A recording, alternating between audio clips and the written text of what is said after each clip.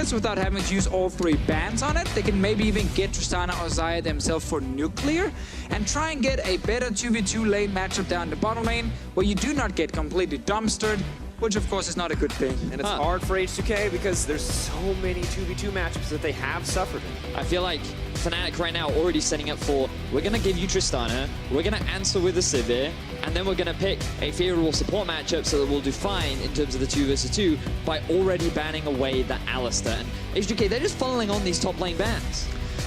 Fnatic have not banned the Kalista yet. If there is a team who would leave it open, it would be Fnatic to try and challenge Nuclear. See, ooh, do you want to play Kalista against Jessus and Reckless down the bottom lane and give like a Tristana or Xayah? Wow. And that feels like one of the biggest disrespect things you can do in pick ban. It's like, hey, take the Kalista. I don't care. I'm going to beat you anyway. That champion is so strong. I mean, we haven't gotten to see her played. I feel 100% banned in Europe. It's been crazy that we haven't seen her once, but Tristana is off the board. This should mean the Kalista ban then for Fnatic and a Xayah first pick, probably for Nuclear to make sure Jessus doesn't play it. I think with Tristana gone, taking a gamble of trading Kalista for Tristana is maybe not too smart for Fnatic, and they seem to agree as well. So Xayah is what I'm expecting here, just because if you give it over to Reckless, you end up in that same situation where you can't win the 2v2 lane and it's bad. And I'm curious, if we're not going to have quite as dominant on the bottom side from Fnatic, if they come into an even game, who are the members that really need to perform if they want to keep finding these wins against H2K? I'm looking at Caps in the middle lane. He had a fantastic Aurelion Sol game in game 1.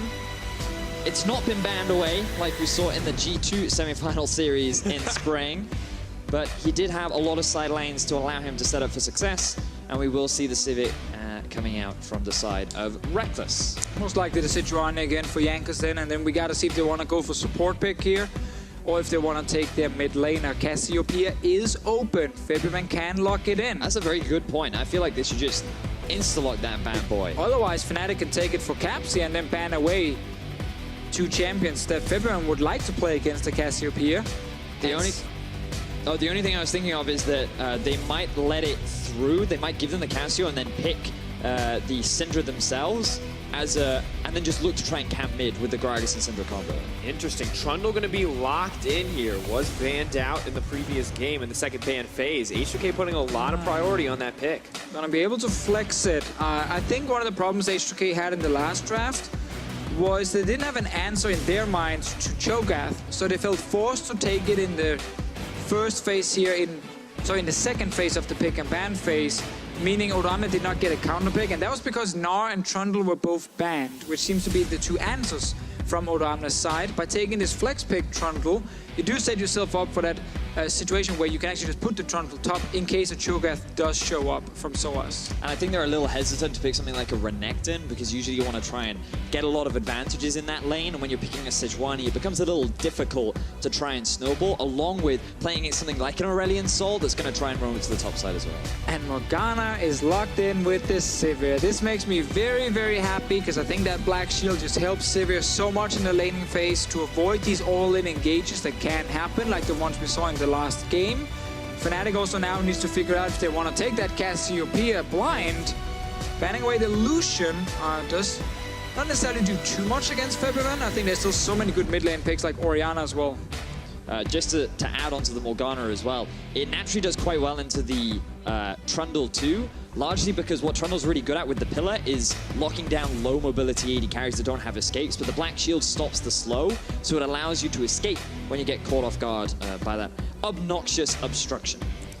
And now we look at the bans coming out. LeBlanc, Lucian, mid lane focus once again. Last time Fnatic threw a curveball. This time H2K know it's in their back pocket. Corki now banned as well. Yeah, I'm thinking blind pick Orianna here, especially with the Lucian ban. And then save last pick for Source in the top lane so you know where this Trundle is going.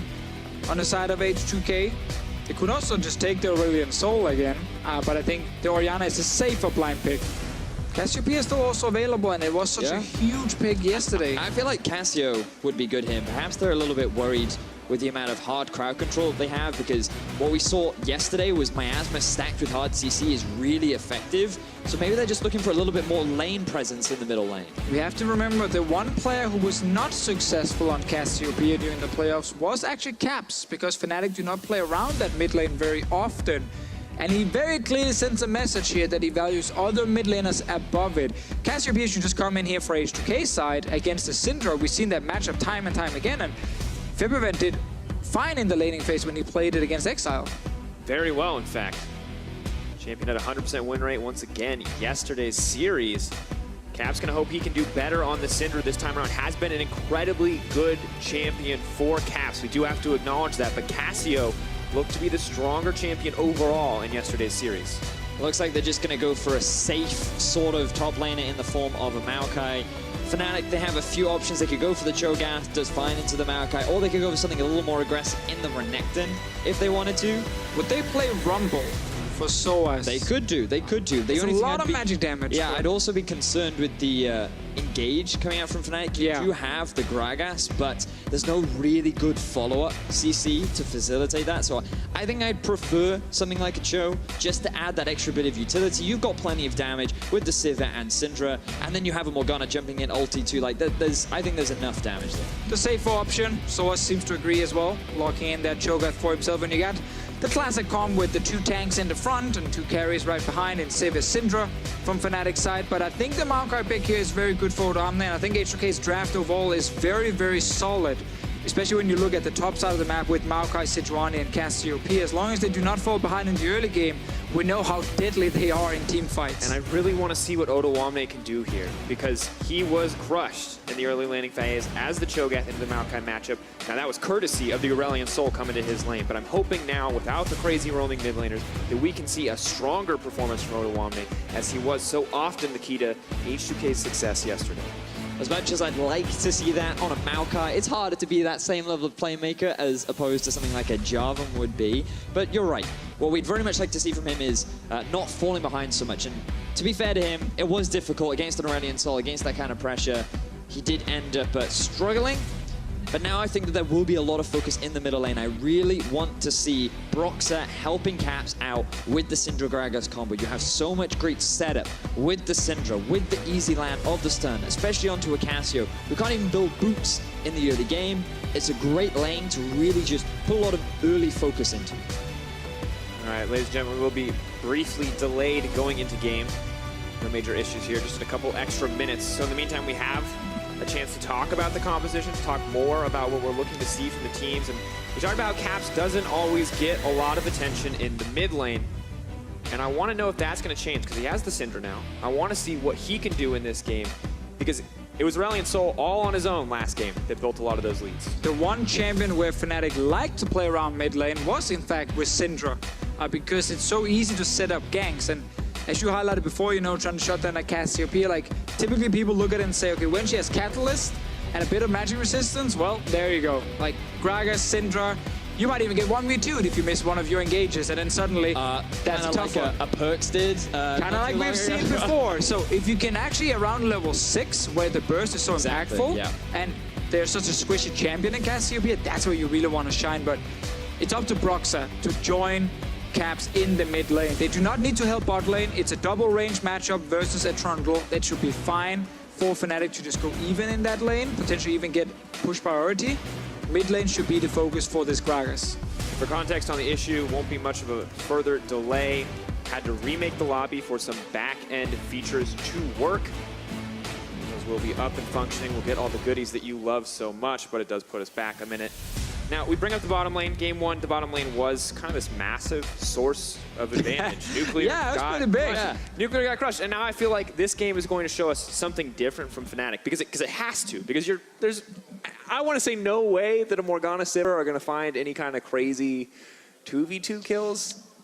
It's difficult to say. It is very difficult, because if the Trundle just suddenly runs up to the Sivir and is just blindly auto-hitting, and then the Sivir hits back, and then all of a sudden as he tries to escape and Morgana binding lands, yeah, he dies. But you have to play really badly in order to give away your life. I think the bottom lane will be much more standard. I'm expecting it to be a safe, just trading back and forth. Reckless and Jez's should, in theory, have the push. But the thing you've always got to remember about Xayah is normally that you take a point in your Q first, then you go E and then W. And once you've got all 3 abilities, it's super easy to stack the passive feathers, and you just throw them through the minion wave. You max your E, and once you pull the feathers back, you actually just clear out the wave extremely quickly. So both AD carries will have a fair amount of wave clear. It's very much dependent on whether or not the Morgana, Jez's, decides to put any points in his W, which typically you don't normally do.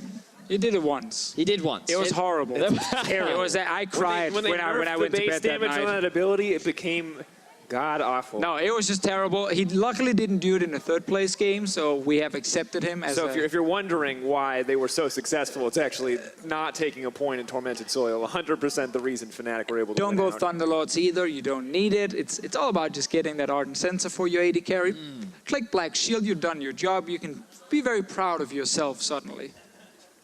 Ardent Sensor are one of those items that I like to see right now because Sivir, we talk about how many items she needs to be successful, but with Ardent Sensor in the meta, I feel like she can go for the Infinity Edge, along with the Essence Reaver, 1 attack speed item, and then still be that crazy threat. I mean, it's also important to highlight the fact that she gets attack speed when she uses her W automatically from her ulti. She also has an auto reset on that, so you actually don't need to stack that much attack speed to still fire fairly quickly and get a lot of big hits through the entire team. Another thing that we should mention is the fact that up in the top lane, Maokai Cho'Gath, not too exciting. This camera angle, on the other hand, that's a spicy one. This is, compared to Maokai Cho'Gath, guys, this is it. This is living life. Oh, we can't show those notes right there, Betty.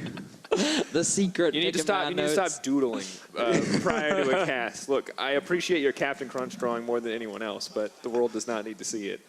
So moving back towards the game. Yeah, I was about to say, you know, Jankos on Sejuani, it's very hard to help his mid laner on this pick in the early game, but top lane you can go for kills. I think it might just be one of those games where Jankos doesn't need to do too much early, and really it's just on Broxah to be proactive.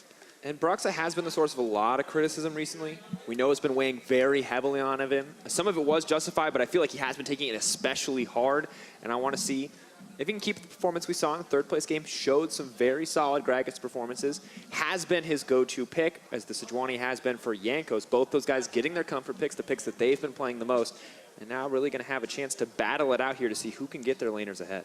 The thing to note, I guess, is that both team compositions, very much about team fighting. It's pretty much the meta right now. The only exception really is Longju over from the LCK, where they funnel a lot into side lanes, but here, it's very much going to be about scaling. We're going to have team fighting. If a team gets an early lead, it's going to be very similar to what we saw in Game 1, where they control a lot of the advantages because they're in a better position to fight sooner in the game, which means that they're actually going to be able to win out on the 5v5. But the key players that you really need to watch out for are, number 1, Febiven on the Cassiopeia. Scales extremely well, went 5-0 yesterday. Does extremely well against the front line. And then the Sivir, the team fight menace. Just like we saw in the third-place match, Reckless nearly brought the game back using that Sivir. Get to the super late game, you have a lot of damage, especially in big team fights, and those two in the big fights are going to be the key factors.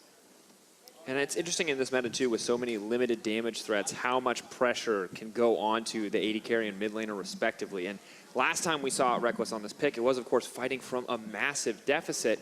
But the key to H2K finding that lead was the Renekton on the top side of the map, combined with that Sejuani early on. I don't feel like you get the same kind of power coming out of the Maokai. You don't really have that avenue. Pretty crazy Maokai, at least. You gotta be damn good in the laning phase to do that. And full AP Lichbane Maokai.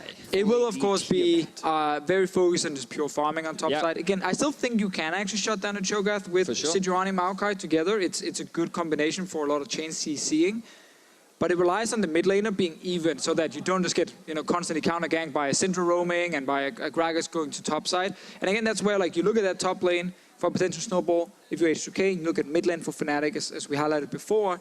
We just need to see both junglers actually looking for ganks, or if they're just going to farm and place vision. And I really just want to add a little bit onto your point, because you rightly said is about the Sejuani Maokai. What a lot of people don't respect is the surprising amount of burst that comes out from a Sejuani in the early game. You get that 4-hit passive, you proc the freeze, I think it's called, and then you just chunk him out. You have a lot of CC, you have a lot of early game damage. It's the great thing about these tanks in the early game that a lot of people don't appreciate. So it's definitely a place in which you can invest.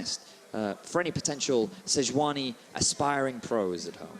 And of course, we are potentially 30 seconds out from the game. Not potentially, we are 30 seconds out. Once again, not a major issue. Just had to remake the lobby. I kind of panicked. Picks and bans 100% completed. Teams are now loading onto the Rift. And we will be getting into game 2 in just a moment. In the meantime, folks, you saw the graphic already, but this is your chance, you know? You got a breath, you got 30 seconds. Head over to Twitter, vote. Let us know who you think is going to win. A lot of people think Fnatic right now. Maybe you H2K fans want to change that. It's your chance. This is your shot. Because right now, Fnatic have the edge. I don't think anybody wants to watch a 3-0 today. Hoping for the full 5 games. The Fnatic fans probably want to watch a 3-0. They want the Fnatic win. They might still want 5 games, though. And let's remember, guys, winner of this best of 5 goes to Worlds. They will be competing in the World play-in stage against a lot of other talented teams, and I'm sure that both teams want to represent our region over in China. Well, the fans are ready, so it is time. Ladies and gentlemen, game 2 once again. Vetti has set it. 3rd seed from Europe is on the line. Right now it is Fnatic in the lead. Right now it is Fnatic with the edge, but H2K have the potential to fire back. We've answered a lot of questions already. We had a lot of discussion before the game started, but the thing from last game was still the bottom lane, and we said already, it feels like it might be safer for H2K this time around. Well, grabbing the Xayah at least and not facing, you know, the Tristana-Alistar combo makes it a bit easier for Nuclear. Overall, though, we saw H2K yesterday get completely stomped in the first game against the Unicorns a lot. We thought, okay, they're done, you know, this is it. They're broken, they're never going to bounce back. That was it, you know. They actually bounced back really well in the second game and beat Unicorns a lot, and they need to do the same in this one here against Fnatic. They have that Cassiopeia that was so successful last time, and as long as Febiven can stay alive in the early game, then he will be a huge carry. Febiven, of course, finding some good opportunities in game 1, but still not enough. He's also running the cleanse. I like the respect. Not only due to the potential pressure coming out from Caps and Brox in the early game, but also just the Morgana binding. There's so much chain CC from Fnatic where you have stun into binding, into knockup, silence, another knockup. Like, just running that cleanse to avoid the initial CC is great for a Cassio before she gets those levels and before she gets the movement speed from the passive. Of course, Caps a little bit more locked into the laning phase this time around. Will be a lot more about Caps versus Febiven as opposed to Caps versus the rest of the map. You can see here how active he was in the early game, getting 2 kills for his team before 15 minutes. Unfortunately, his lane did suffer a little bit by roaming around the map so much, and that was due to Febiven playing extremely well. He did exert a lot of pressure on the Orianna, and he was the player that we were keeping our eyes on in game 1 to potentially be the carry, to potentially turn the game back in the favor of H2K, but it was thanks to Caps making those good roams, snowballing topside, thanks to the pressure that they got on the bottom, that Fnatic were able to get such a great early lead. So, mid lane though, very explosive in the start. Febiven getting a lot of damage onto Caps. Early level 2 for him to get a bit more poke, and then when Caps matches the level, well, Febiven says, I don't care, I'm just gonna keep trading. Just keep your eyes on the mana pool of Febiven too, because that's one of the risks that you run by just going so hard in the early game that you just very quickly burn out of mana. You do have the Corrupting Potion there to stock back up, but now we see a bit of investment in the top side. Yeah, this was that potential gank we mentioned with the Maokai CC, follow up by the CC from a Sejuani to keep the Cho'Gath in place. It's happening. Twisted advance to flash out immediately from Soaz, but that's going to be the 4 stack. Freeze up as the knockup comes through. No follow-up, though. Can't afford to dive the tower. Now there's the freeze up that you're talking about, Dracos. A lot of early burst damage coming out from the Sejuani and Maokai. They will force the flash from Soaz, so a nice bit of pressure being exerted from H2K already.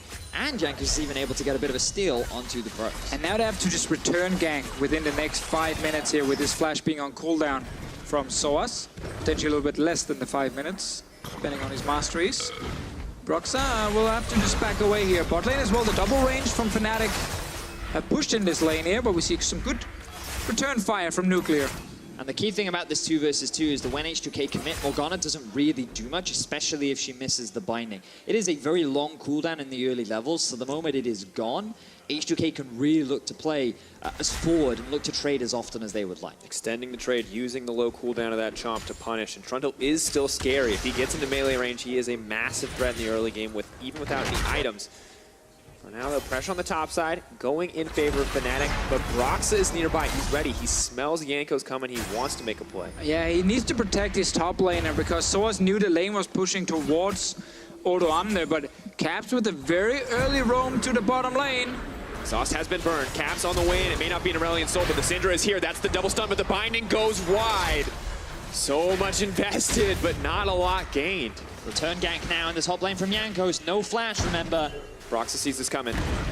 Back ping coming out. They need to burn through Soaz immediately. Stun is going to go in. That's the permafrost. One more auto moving forward, and first blood for H2K. A lot of things just went wrong there for Fnatic. Yankos will even force Broxa back here, but in the bottom lane, Jesus and Caps, they gotta time that CC. You know, if Caps is confident he's gonna hit the stun, then Jesus needs to hold the binding until he sees the stun land, then fire it to try and maybe get a kill. Top lane as well, Broxa stepped away after protecting Soaz during the push, and then Soaz had to stay, or felt like he needed to stay in the lane at least, and then suddenly he finds himself super overextended, and that top lane focus with the double CC working for H2K. And Maokai, a pick we did not see in Europe for so long, now coming to prominence. It's not super powerful in terms of individual 1v1, but it has so much setup when you want to gank that top lane. And Odo, one of the players that we wanted to keep our eyes on, could he have a good performance up against Fnatic? He played extremely well on the Jarvan yesterday and the Nart as well against the Unicorns of Love. And getting him off to a good start can really set him up for success. Now we see Che roaming around the map a little bit, trying to set up a play in mid. Lord comes in. Fevin going to take the opportunity to trade back and forth. Fantastic sidestep. Fevin just going to get a bit of deep harassment down. Now there's actually a 2-man roam into the enemy jungle as well. Yeah, a lot of things right now are going so well for H2K because by Broxa being topside and not even actually able to save Soaz from dying to a return gank, it also means that in the mid lane, the Cassiopeia is not touched. No one is roaming in to deal with Febvin, so he's just winning the trades 1v1. Even Che coming in to make it harder for Caps by setting up a nice little advantage with Febvin with some quick hits. And then suddenly, this Cassiopeia is just getting further and further ahead in terms of CS. You need Broxa to play around the Syndra lane, but he felt forced to go top to try and protect Soaz. And then they didn't actually time the push with the Cho'Gath and the Gragas, so that when Broxa left, Soaz was still in lane overextended and just died anyway. It's an awkward spot to be. Last game when there was the massive CS deficit in the mid lane for Caps, he made up for it elsewhere. This time the play goes south, and suddenly Fnatic aren't quite as in control as they were in game 1. And you've got to just look at the mentality shift of H2K. They realized that, okay, we had a bad game 1. We fell apart in the early game, but around that Baron, they did play well. They held the defense for a very long time against a very strong Fnatic. Now coming into game 2, they understood their early game plan, and they're executing it extremely well. Now the onus is on Fnatic to try and get something back in terms of the early game. They still have a lot of power in this middle lane with the level 6 Syndra and the level 5 Broxa. He's going for a bit of an invade. Now this could be risky, given that he doesn't really have that much pressure on the bottom side. Well, Febvin is moving to top side, so they know that Caps can join in case a fight happens. And now it's just a battle for the buff. Either jungler with a level advantage, but Broxa taking a lot of poke back. Smite goes in, Broxa gonna get it. Yanko's a little early there. Good patience comes in from Broxa, small XP advantage to him. But by Febvin going to top side, it actually forced Soaz to walk away from tower. Give up a little bit of CS at the same time. Febvin once again. Just relentless in how much pressure he's putting down onto Caps. Caps not coming out on top in these trades. And the big thing about this matchup too is every time Furban lands the Q, he gets the movement speed boost. Furban's expecting the stun from Caps, so as long as he sidesteps it every time, he's going to just keep sticking onto Caps and forcing him out of this lane. Love the way Furban is playing this. You have to play hyper aggro in order to win out on this matchup past the level 6 once Caps is a little bit more wave clear. But he also has information on where Broxa is, and that's also extremely important in asserting your dominance. A little awkward there as he misses a couple CS, but he'll be able to focus back up and clean up the last few. And across the map, Fnatic not with quite as big of a lead as they once had. now as we come into the mid game as level 6s, well, still early game, as we come towards the level 6 point, I think we have to be ready for a little bit more playmaking. Gragas now at the level 6, Yanko's coming in as well. But so far it's perfect for H2K. Febiven is winning his lane, Odamna is winning his lane, they're not getting camped, they're not dying in the early game, they're actually just going to move towards this mid-game stage where they can teamfight so effectively. Bot lane as well. Nuclear might be down a little bit against Reckless, but he hasn't died yet. That's the key part. The impressive thing to note about that graphic just there was the extremely low jungle proximity that Reckless had in game 1, yet he was still able to get such impressive numbers. And that just comes back to the individual talent that we often talk about for Fnatic. They have really strong members, and when they are allowed to perform to their maximum level, you can see the outcomes. And by allowed, we mean when those champions are not banned away, when they are given those favorable lane matchups. But the lane matchups aren't quite as favorable this time around. Oh, and H2K are trying to respond with their own individual superstars, and especially Febiven and also Odamna up in that top lane, winning their sides. And H2K now using Jankos, moving down to bot lane, force Reckless and Jess's back. And I feel bad for Broxah that he had to go top lane and babysit this Cho'Gath, and then they didn't actually push out the wave properly. And again, he still saw him die, because this was supposed to be a good early game for this Gragas, where he actually could go towards the mid lane and apply pressure, but instead it's been a game where Broxah's not been able to do anything at all. Ooh. Cass with a quick flash out, knows that if that trade extends, he will go down. Forced to burn it early, sees Che and Jankos coming as well. And really so much more pressure. Fnatic got to play pretty much pressure-free the entirety of game 1, but now that H2K come in on even footing, they're doing much better. The difference between having a bot lane go 2-0 within the first 5 minutes versus going even. And you have to give a lot of credit to Jankos as well. His early pressure has been very effective so far in this early game, but now the game is slowing down, and both team, or especially for H2K's side, they're more than happy to just continue this farm and continue this lane. I mean, Febiven, he loves his life. He's even laughing on the player cams at the moment. He's at that perfect Cassiopeia start where he's almost getting all the CS he can possibly imagine, and then he's also sitting now with that Negatron cloak. He has the Catalyst, so he's actually very good against the Gragas and the Syndra combo, because they're both dealing magic damage to him. He's gonna get Abyssal Mask, and then suddenly that potential 1v2 can actually happen. And we look at the coming team fights, it's all going to be on Reckless to take out this Cassio, because I see 4 sources of magic damage. Yeah, Cho'Gath a little bit of true damage there, definitely have to be scared later in the game, but in the mid game, definitely be strong for the Cassio. For now though, Fnatic pushing forward, TP going to be used in for a moment.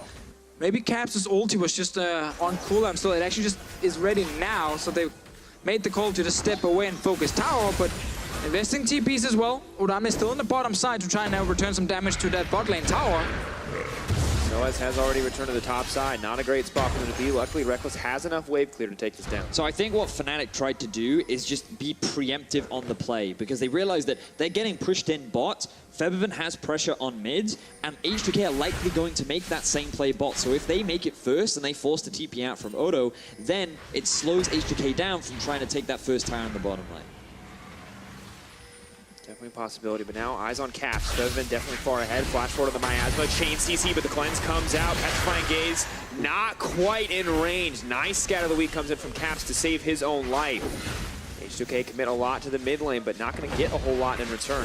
Good thing that Broxah was there as well, because if he wasn't, Febiven would not have been afraid to dive that tower. But they do what they wanted. They force Caps back. They don't get the kill, but they should be able to get this tower. So as is here, Rupture can be used to clear the wave and will be.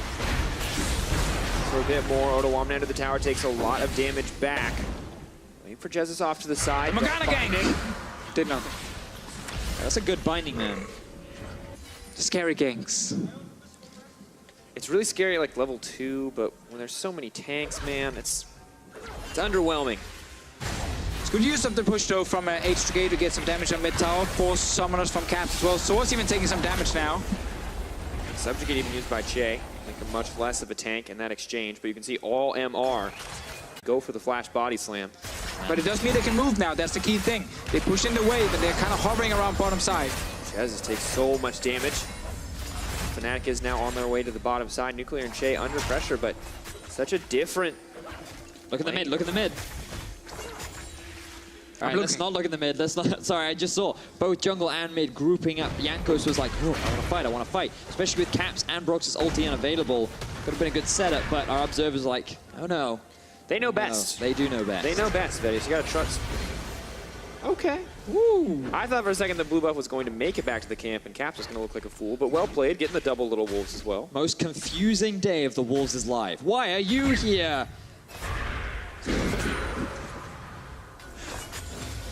Thank you, Vedius. What is this wolf thinking now that he's all alone and being attacked relentlessly? Probably just having a pretty sad day. Happens pretty often. You also got to look at the other Wolf camp because Fnatic have gotten a lot of deep vision down on the top side of the map. They're very aware of Odo, or they want to allow Soaz rather to be able to continue this push up on the top side. Caps and Broxah have been working a little bit more together in the last few minutes. They've been able to pull a lot of pressure as they try to make their way bot to relieve some of the constant push that Nuclear and Che have had in this early game. Now, a bit more relief coming in for Fevvin in the mid lane. Sadly for Caps, though, still no major item completed. Went for the early Sork shoes, has the Lost Chapter, pretty comfortable in the lane. It's going to be difficult for him to take on Fevvin in the 1v1. And now it's again Fevvin pushing first, meaning it's him moving to the bottom lane. So it's H2K who secures the first tower as well. They're using that mid lane pressure really well in the game here, and the all-in from Fnatic earlier did not result in a kill. Once again though, because we have these scaling tank comms, we don't have that much action early on, and it's how it's technically supposed to be, even though there are sometimes openings you want like this one. action? Yankos is going to look to give it to you, but a flash out from Caps. It's just going to be the summoner spell. Giving up. You know, miasma laid down means Caps just makes it to freedom. But now they're setting up to take this mid-tier 1. The flash is unavailable once again for Caps. Che really good at punishing these low mobility mid lane mages, especially when their flash is unavailable. They're actually going to make their way back to the bottom lane. They started moving up mid, but they realized that there's a big push coming out from Fnatic, and they don't want to lose that tower just yet. Che and Nuclear still comfortable coming down. Still that slow laning phase you talked about. Tanks still scaling up. Cho'Gath, though, being given this free time to scale. Maybe not the best for H2K. Of course, they're still doing fine. But Maokai not going to have quite the same amount of damage as we move later into the game. Yeah, it's tanks scaling, and then it's some of the openings where you could have maybe snowballed the lane not really being used, especially by Fnatic around mid. So this Cassiopeia is super strong at the moment. You can't really just shut her down effectively. She will go into the late game now and be a massive threat in fights. Instead, it's more about the bottom lane and see if they can get this bot lane tower down. There's also an Ocean Drake, which is super valuable in the early game. None of the teams put any priority on it.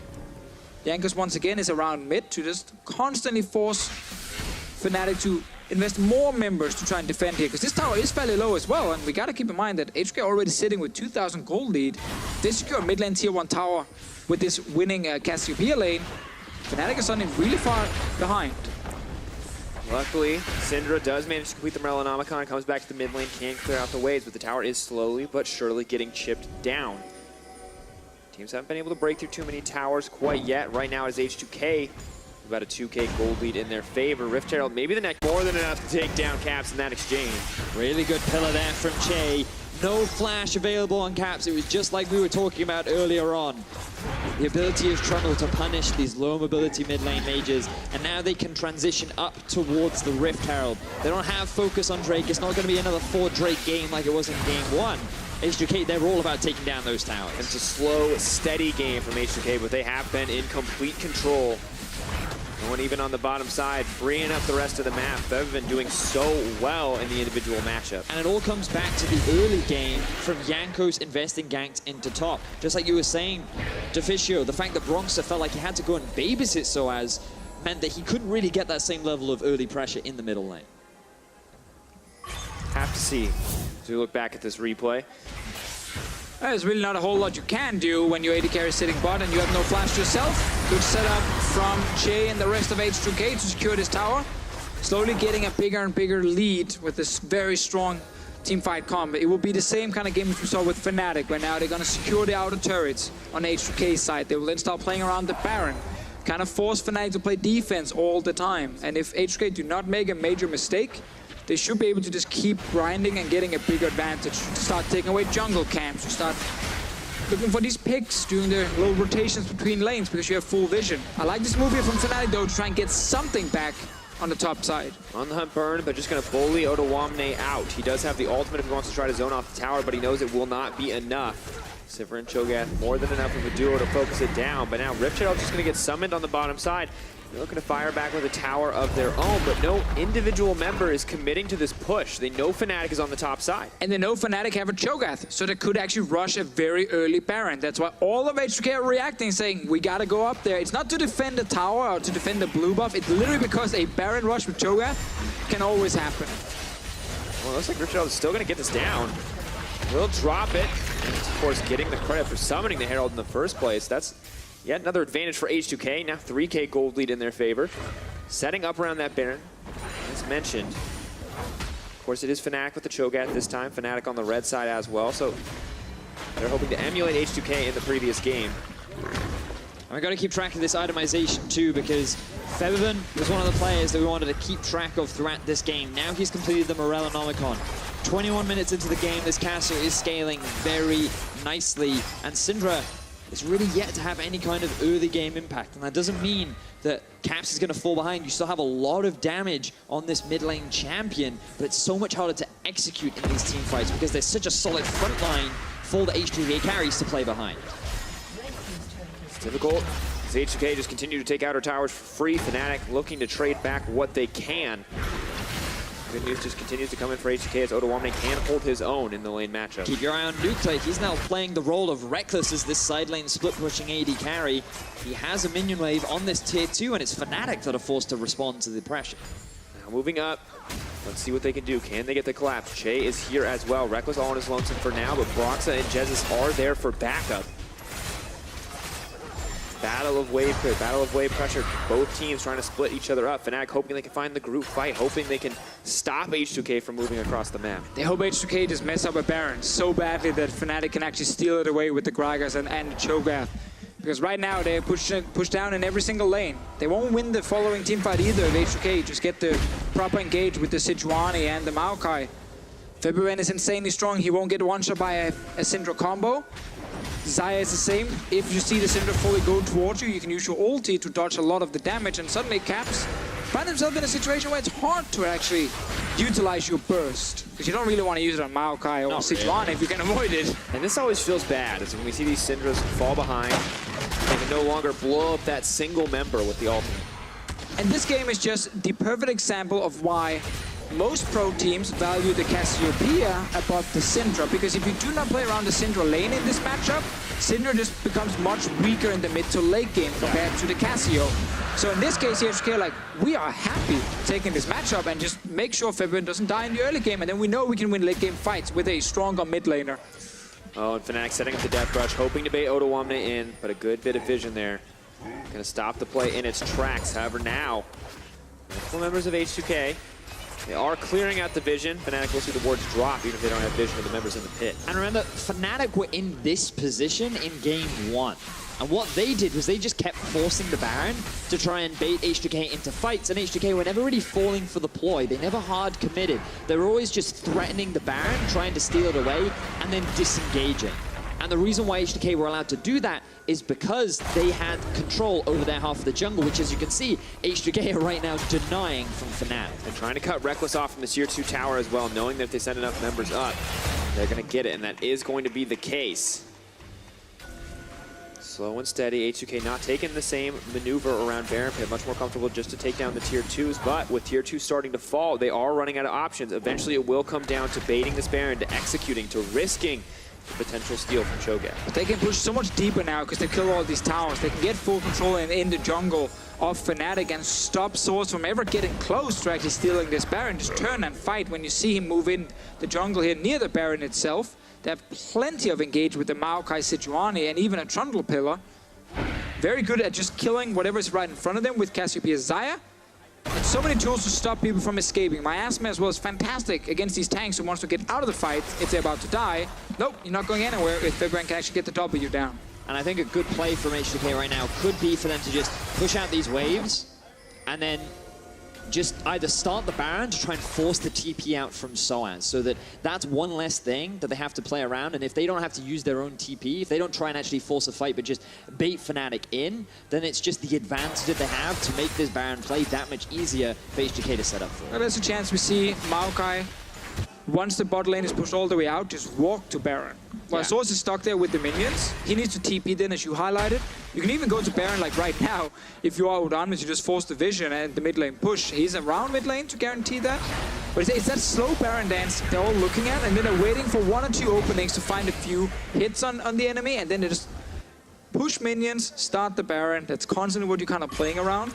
Udanis is going to go bot now and do exactly that, push it out, and then walk to Baron. But Source right now with the window, that's a way to kind of force Fnatic mid lane control and force H2K back a little bit. Here we go, this is it. Starting it up. But right now Fnatic should actually be able to react. They're not even seeing it They don't just have yet. vision. Yeah. Brox is moving in. He has no idea. Someone could be waiting in the bush to kill him. Fnatic do see him coming, however, they immediately back off. But the problem here for H2K is Source had already left bot lane. Exactly. He literally walked like a minute ago and said, peace, I'm out. I'm just going to walk to Baron. So H2K needs to do this exact thing when Source is already sitting bot. But for now, they're just trying to take down the Cho'Gath. TP is coming in. Soaz caught in the middle of the squad. Is going to use the Gargoyles don't play, but he's going to go down. That is the Why biggest did he walk in tool. there? Why on earth did he walk back in towards the Baron pit when all of his teammates already walked away? Now it's all on Broxa. So much pressure on him once again. Now he needs to secure from the other side. Can he be the member to leap over the walls to take this Baron down? Eyes on the Baron. 4K health getting lower. Fevin will have the miasma. Is he going to block the entrance? 2K. That's going to be burned down. It does get it! Broxa! That's the hero Fnatic needs, but now they have to face the fight. Fevin is moving forward, but the flashes are used, and they're going to walk away with the Baron. Guys, it's the exact opposite of game 1. The Fnatic caps burst, combined with the smite from Broxa, the black shield on him as well. Fnatic played that steal wonderfully, taking that objective away and getting exactly what they needed to keep alive in this game. Is this just what we're going to see every game? Red side just gets to steal a Baron at 20-odd minutes. They will learn now. They will learn. They'll be like, next time when we 4v5, let's just jump out of the Baron pit and fight the guy standing behind right there. Udamna is in a perfect position to force a team fight. His entire team can follow him, but instead they get the Baron so low, there's actually a chance for this to happen. It's a nice setup by Brox and Caps, but it's all being basically allowed by H2K. They could have turned and fought way earlier in a 5 versus 4. Instead, we get this happy face on screen. Oh, the look of, this is sad. We're losing this game to, hell yeah, I stole that Baron.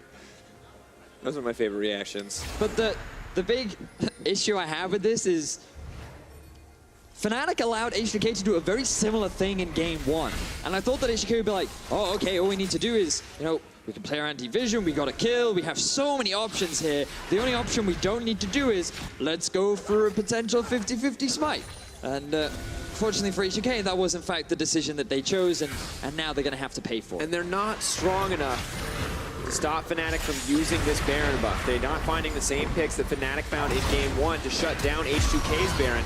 But they're going to try now. Reckless moving forward. Yankos is in a bit of trouble. Caps tries to get some damage in, but Ottawamne from the backside, he's going to take him down. Subjugate will grab the kill in the end. That's one over to Che. H2K going to stop this push for now. That was a really good flash by Yankos just when the fight started, because Fnatic were trying to turn on him with the Cho'Gath, and then when he survived, all the cooldowns were spent on the Sejuani, and Cap suddenly found himself flanked by a Maokai, meaning H2K will stop the push, will also be able to pick up a Drake if they want a second one.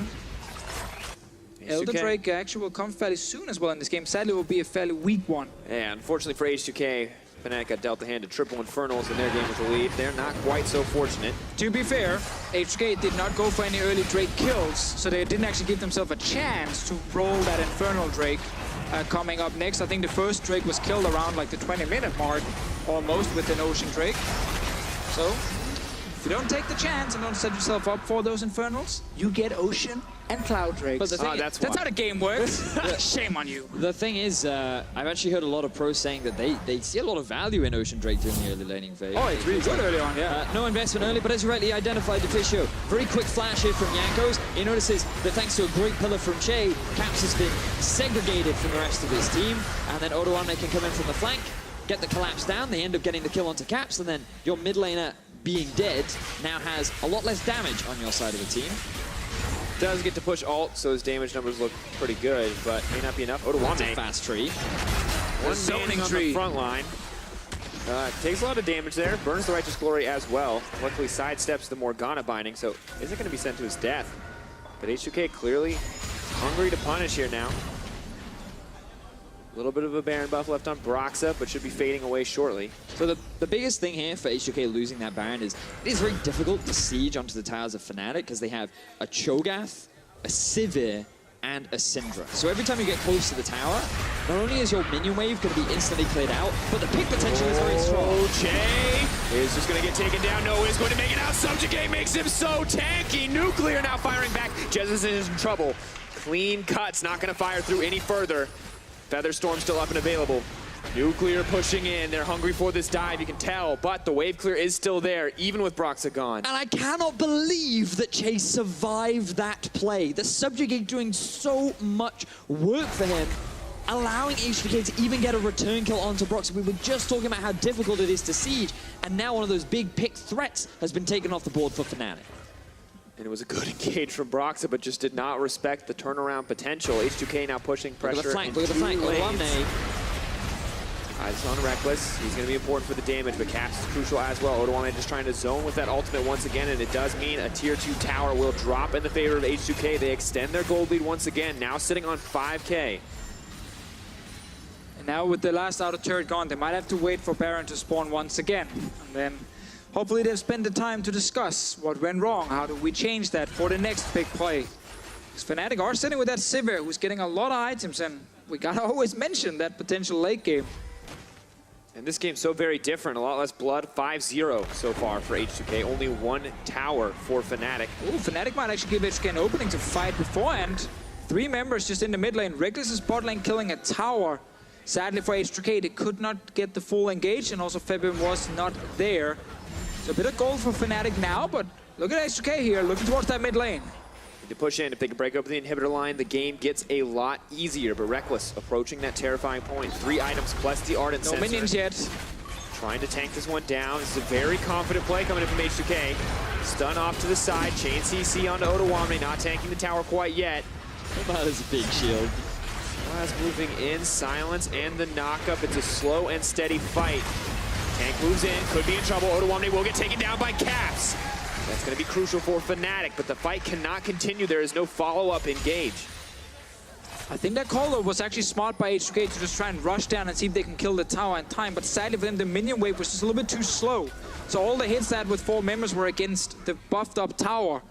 And then the turnaround here, Odoamne most likely could have walked away, but by him actually re-engaging in to try and dodge some damage, suddenly Caps and Reckless was in range to kill him. And that's now 25 seconds on this Maokai here. There's no deep wards he can TP to either. So Fnatic at least gets a chance to push out a few more waves, and we're sitting on almost 400 CS for Reckless at the moment. Oh, and this is the point. This is where H2K are going to have to be ready to out-execute. So I just want to see if Odoamne can actually just walk away from this one. It's only 1 kill, but still it gives Fnatic at least some gold, because at this point here, everything is fine for him. He gets feasted, he's stunned up, and I think by him actually re-engaging in, he just puts himself in that situation where both carries can hit him. Yeah, he actually puts himself in range of Caps' ulti, and I think if he'd kept warding, you are correct, Fish, I think he would have lived. Easy to say as an armchair analyst sitting here being like, you know. He would have lived for at least another couple seconds. We don't know what next step Exactly, and it's just 1 kill. It's just 1 kill. Now on the hunt is used. Caps, though, all on his lonesome. Bit of a wide ulti there. As luxury, the Black Shield, the cleanse comes out, the knockup. Goodbye to Febin. Crucial carry now eliminated. Odo's TPing in, but it's Fnatic with the momentum. Now comes the redemption. Just going to find the heals. Maokai looking for the disengage, but Fnatic are in control. Bit of a sporadic fight that I think Febin was not prepared for. They saw that Caps was out of position. They want to try and get a collapse, but the Yanko's ultimate goes completely wide. And because he's on the side, Fnatic uses an opportunity to run down mid. And let's be clear, Fnatic have a Cho'Gath. If they take this Baron, it is not a 50-50. It is heavily in their favor. Eyes on Yankos. Can he steal this one away?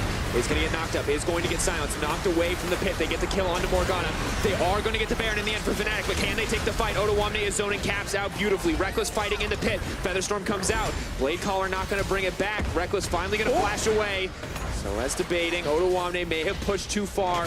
Moving in, but no feast. Now Broxa is on the return. On the hunt, has been burned. Odoamne all on his lonesome, and Fnatic still walk away with the kill. Yeah, that engage in mid lane was so important for Fnatic. Febin got stunned up, didn't get to use his flash, and then suddenly they can go for that Baron. That was supposed to be H2K's. H2K won that early game. They were setting up the entire map and got all the outer turrets down.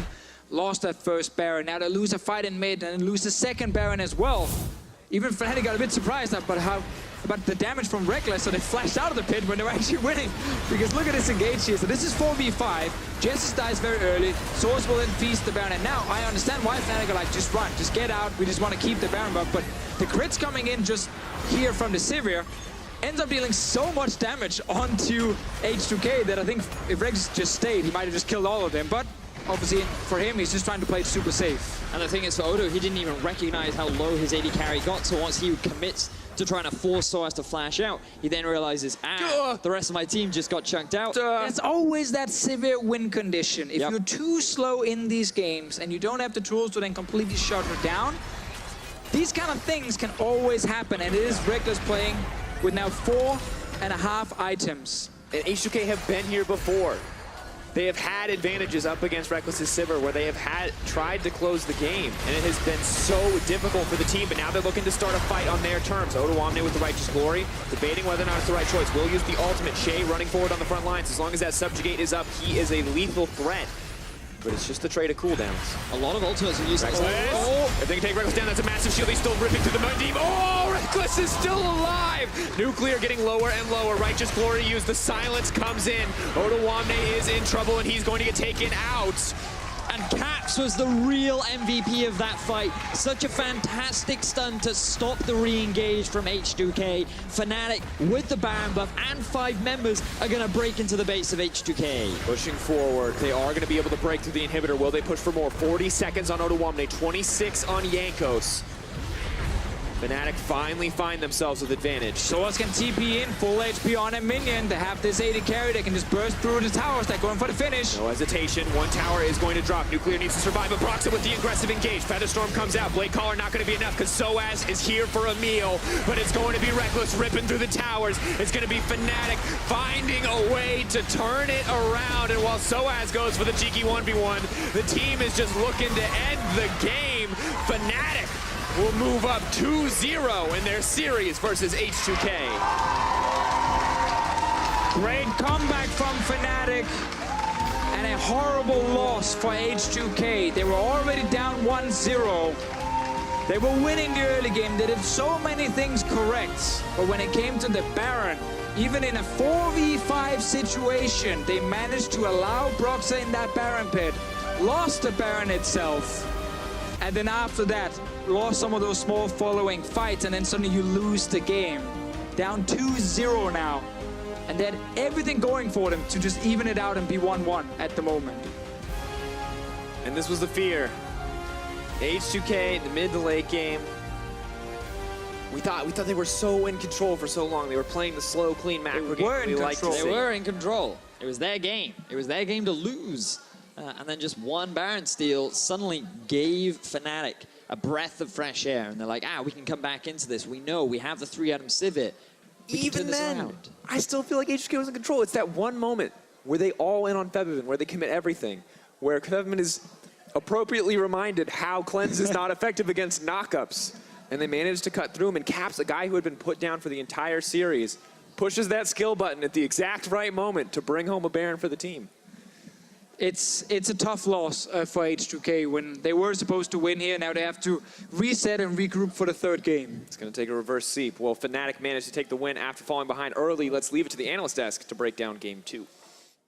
Thank you very much, Dracos. Absolutely awful, really, for H2K. After starting out so good, because you guys were saying, wow, we love this draft from Prolly. Prolly really has his head in the game for game 2. Maybe the Maokai would have liked to see it change up, but overall, H2K came in with a fantastic game plan and a great early game, Yamato. I was a bit shocked at first, or not shocked, I was kind of hoping that Odoamne would be put on a carry, but in the end it worked out camping top anyway with this tank Maokai. But in general, the thing that stood out the most to me was the Trundle. I think it denied the Cho'Gath, and on top of that, into the Sivir is also very, very good matchup-wise. The thing with Sivir, sure, she's good into some specific AD carries, but a lot of supports counter Sivir very hard, and Alistar and Trundle are two of those. Yeah, I definitely agree. The draft definitely went into the H2K side. I thought H2K is going to win this game for sure. In the early game, Jankos did some great moves onto Soaz. They were able to get a lead on the top lane, and I mean, they just had to close out the game correctly.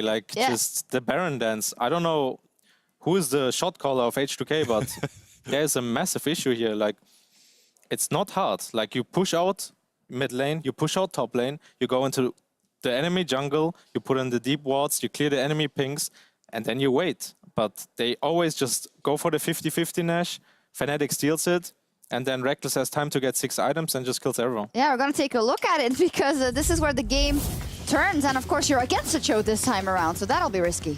Oh, it's absolutely crazy that we're always in this situation where one team is like invited to the cinema, they don't even have tickets, you know, they're just standing there. When H2K should be the team pushing the mid lane turret, the waves in. Look at the waves, the waves are completely neglected. You need to push in all the way, control the top squadron, and then all of a sudden you are in the situation when enemy team has to face check every bush. And then it gets scary, but they just walk in, you know, no guard, cinema for free, no ticket, get in there, you know? Get free in the cinema. And at the beginning of the draft, I'm going to give you credit. You said, well, this is a great draft by H2K. However, not to sound like a broken record, Reckless, if it's 50 minutes and he's on the Sivir, that's the only way. That is their win condition completely. And when this Baron got stolen, you said, this is it, Shox. This is going to 50, and this is probably going to Fnatic. I mean, Sivir is a champion that doesn't spike that hard in mid game because you build Essence Reaver and like you don't go IE instantly. And Essence Reaver is an item that really spikes hard when you have your 5th, 6th item. And especially when the player is Reckless, 6 item Sivir with a Morgana on your side, he's absolutely going to crush everyone. Yeah, 100% kill participation for Reckless, also doing work in the next replay because after they sold that Baron, Fnatic, they didn't let up. They knew that they had the upper hand. And, you know, everyone's doing well here. Caps just decimates Febiven, and it's over straight from the start, Yamato. Absolutely crazy. I think the mistake from the start was that H2K tried to contest River, and then they got caught off guard by, of course, the Choga Q. And if you're in a position with Cassio that you get caught by the Choga Q, then you're doing something wrong. And that's also the difficulty of Cassio. Very short range, you need to be very patient with your play at all times. Now there we go, they're going to just finish it off, they're going to turn. Yeah, with Cho'Gath, that's the nice luxury you have with Cho'Gath. You always have the free Nash because of your feast. And yeah, they get the Nash, and now it's really interesting. Reckless stays in the pit, yes, flash. He doesn't instantly flash out. Look at this damage now. I should have stayed. Oh. Yeah, but he still destroyed everyone. He was Yeah. almost in Sweden. Yeah.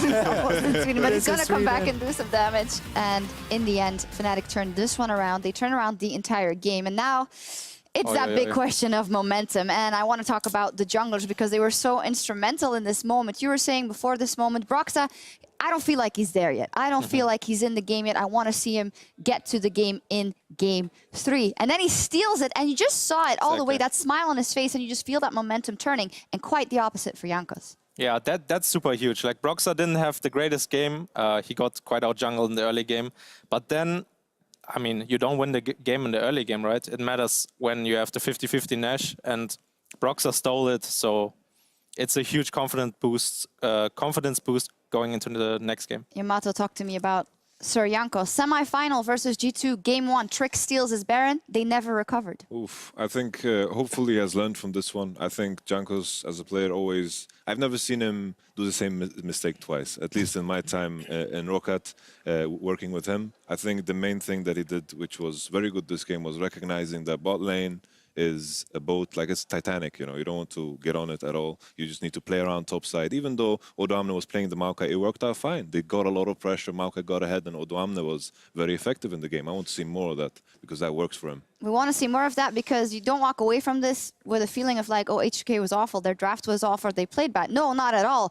But is this a case of Fnatic is just better today, or is this a case of some factors did not work out for them and they should be able to bring this back for H2K? I think it's weird to say this, but Fnatic was quite lucky to win this game. In the sense where, like, I don't... How do I say this? Like, this was the chance of H2K to get back into the series, right? But now they gave this huge momentum away to Fnatic, and I think it's going to be 3-0 now. Like, the faces of H2K's players looked really crushed, so... Right, yesterday after Game 1 versus Unicorns, they were laughing all around, right? Yeah, and today it's different. Yeah, it's very different. Well, we'll see. We hope we can get 5 games, but Fnatic are just 1 win away from a spot at Worlds as they prepare for match point versus H2K. We'll be back for that after the break. Well, the fans are ready, so it is time. Ladies and gentlemen, game 2 once again. Back ping coming out. Soaz they need to burn through Soaz immediately. Stun is going to go in. That's the permafrost. One more auto moving forward, and first blood, Miasma. Is he going to block the entrance? 2K, that's going to be burned down. He does get it! Broxa! That's the hero Fnatic needs, but now they have to face the fight. Nice, guys. Nice. Good job. Just like scrims, guys. Soaz is here for a meal, but it's going to be Reckless ripping through the towers. It's going to be Fnatic finding a way to turn it around. And while Soaz goes for the cheeky 1v1, the team is just looking to end the game. Fnatic will move up 2-0 in their series versus H2K.